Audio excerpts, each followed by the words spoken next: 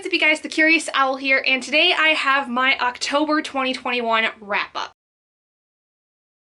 So October ended up kind of being a fail overall for me because I only managed to get through a couple of books that honestly took me a long time to get through. I was very slumpy for most of October because if you guys didn't know, Robert and I actually ended up moving on October 1st into a new rental that we had been able to basically pick up from our laps. Like, it was very sudden that we were able to move into this place. So the whole month was me but basically getting adjusted to everything. I also basically this month had a not new position start up with my company, but the company I work for, I ended up essentially taking on a much larger role than I have before, and that has required me to stay for technically an hour longer, but I do take a full hour lunch now, as opposed to basically working through my lunch every day. So it's just been a really crazy month, absolutely bonkers, and so because of that, my reading has kind of dwindled. I am proud though that I did get through quite a few books over the course of the month, which you can see right over here, but not nearly as many as I had hoped to get through in the month of October.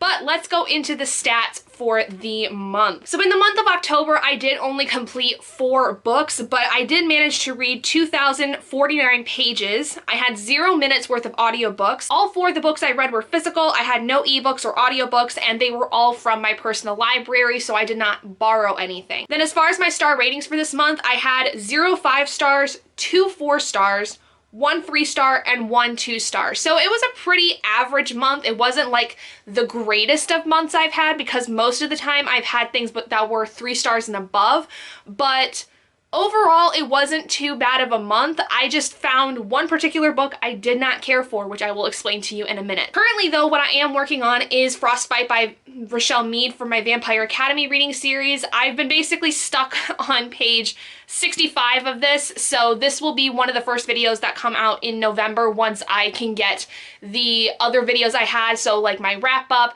my Stephen King reading vlog review, and my November TBR. Once those videos go out, this will be the next one, is the review for this, so be sure to look out for that here in the next, I'm gonna say probably about a week or so. So let's go through my readings for this month. So I did actually manage to get my entire D20 TBR done over the course of this month, which was like top priority, and I got them done actually fairly early in the month, probably with about half of the month left, and then the last half of the month was dedicated to my Stephen King read because it just took me forever, it felt like, to get through it. But starting off, the first book I ended up reading was Tomi, or Tomie, I believe is how it's pronounced, by Junji Ito. This is a horror manga, and essentially the way this is broken up is that there's multiple short stories involving the character of Tomie. She is what is known as a succubus, so she's like a demon of sorts, and the whole story with this is that she is not able to be killed. Anytime that somebody tries to kill her, she comes back, and the reason why people try to kill her is because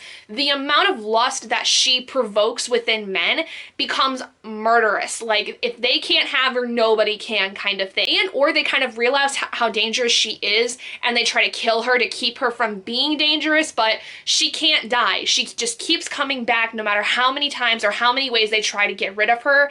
And honestly, I really liked it. This was my first Junji Ito story. I was greatly surprised by how interesting this story was. I did feel like some of the story about Tomie, though, would have been a little bit better if I would have got a little bit more explanation about who she is.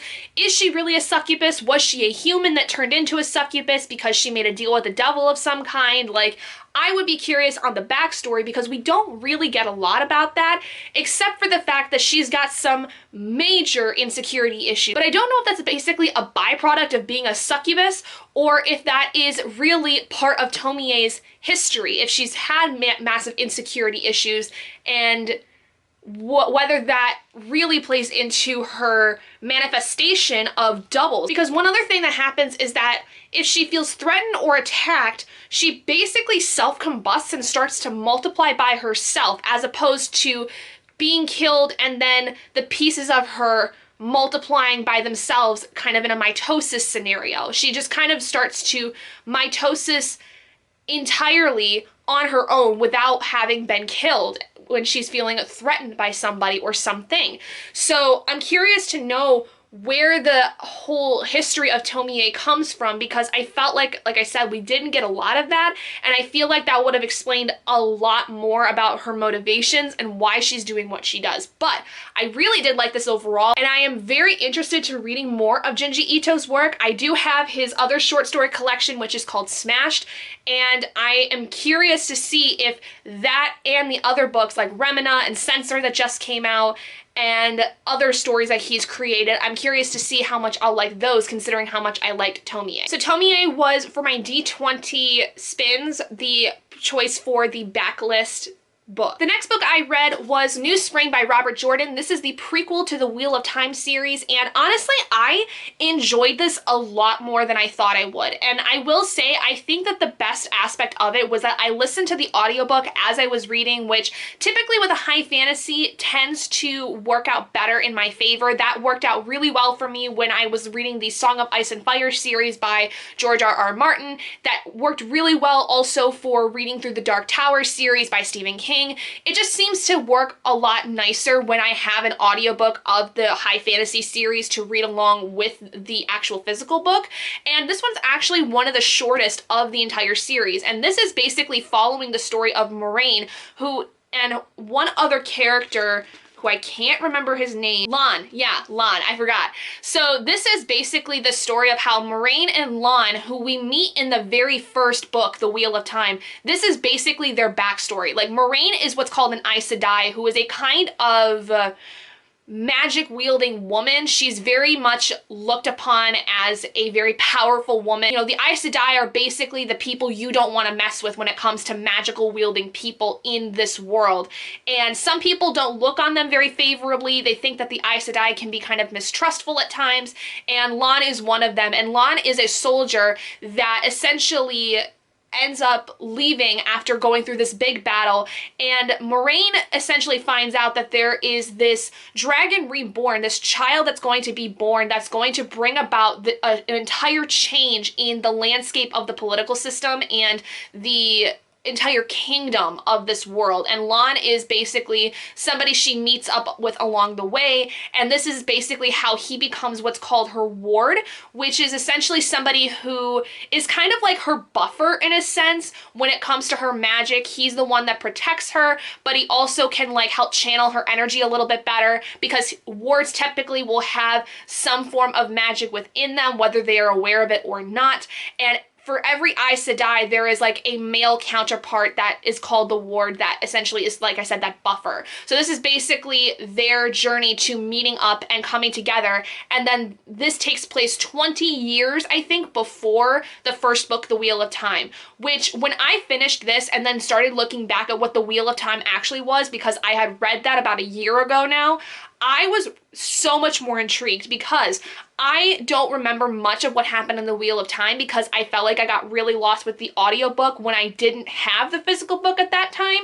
So I'm really excited now to reread The Wheel of Time with the physical copy as well as the audiobook, because I have the entirety of the Wheel of Time series, and I'm just very excited to get into it, because now that I've really established who Moraine is and kind of what her role is, and Lan, that makes things so much more interesting for how the Wheel of Time is going to go, because the Wheel of Time, basically, like I said, is 20 years after, and it's all based on the journey that Moraine and Lan start off with in New Spring, and I really liked it. The one thing I will say is I felt like it honestly was a little too short. I would have liked to have seen more of the ending of this, because I felt that I would have liked to have seen how initially Moraine and Lan's working was after the end of this, because basically the way they end it is that basically Lan becomes her ward, and then that's it. We don't see anything else of like how their journey goes, how they work together.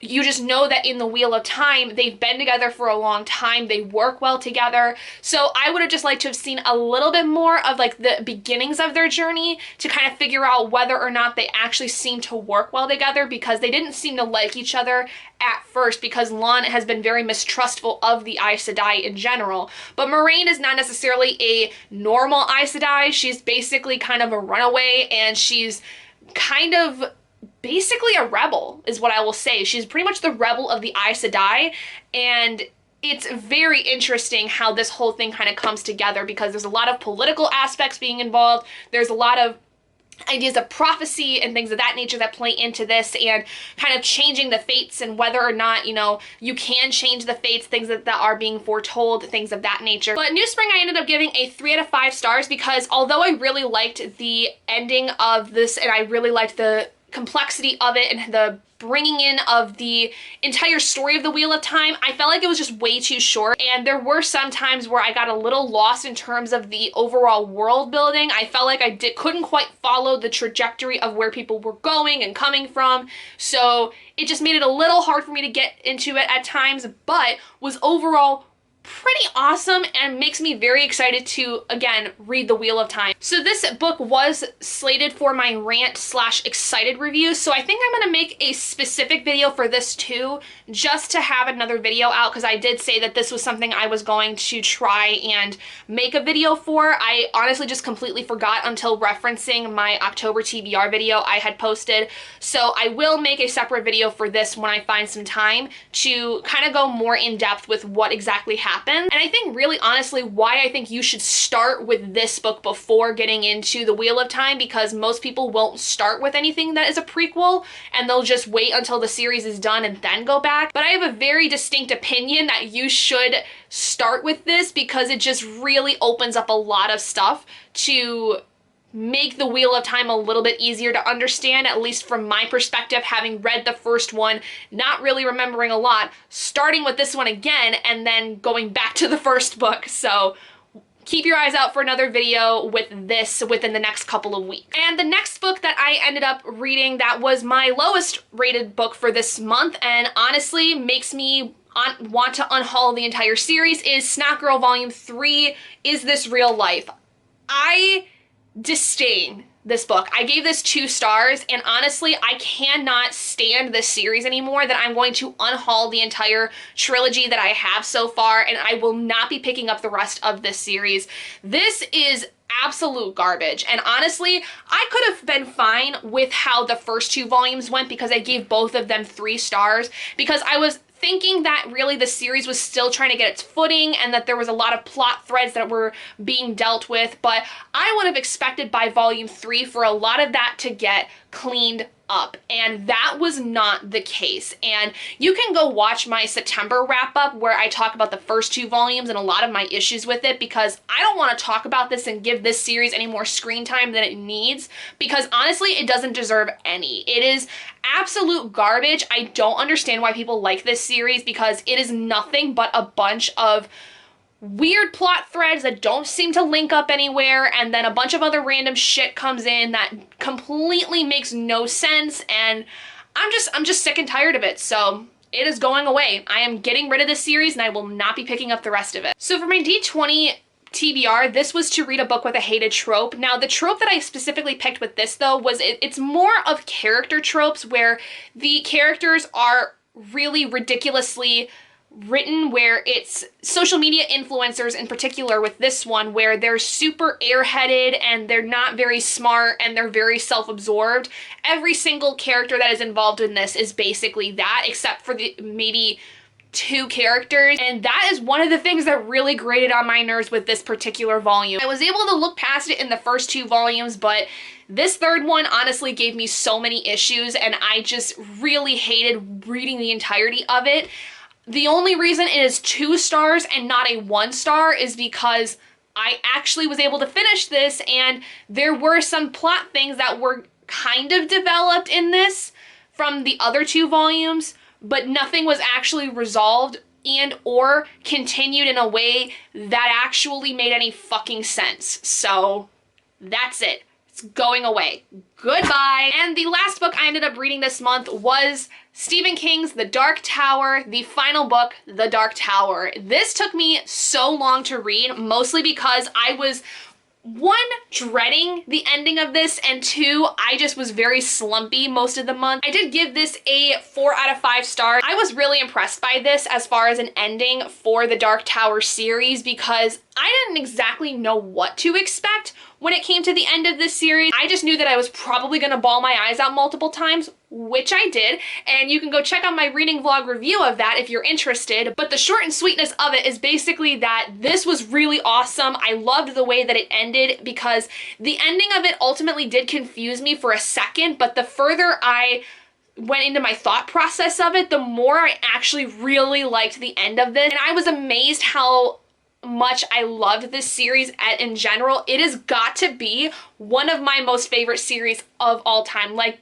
probably top 10, and it really showcases to me how much I have adored Stephen's writing as I've gotten further and further into his catalog, and specifically too with this series having spanned over 30 years of his work, it just honestly seemed to get so much better and better as time went on, and I really understand now why everybody loves this series and why anytime you hear anybody talk about Stephen King, why they say you need to read The Dark Tower, because in all honesty, the majority of his work centers around this entire series. And if you don't read it, it's fine, but you're gonna miss out on so many like little cameos and things that are gonna pop up. Like I said, the reading vlog review for this will be down in the description if you guys would like to check it out. So those are all the books that I read in October. Not a lot really, but I did make some progress. I did complete my D20 TBR for the month, which was super high priority, so I'm very proud of myself for that.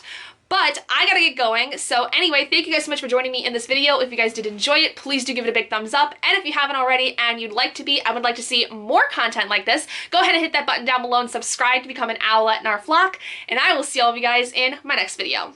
Bye guys!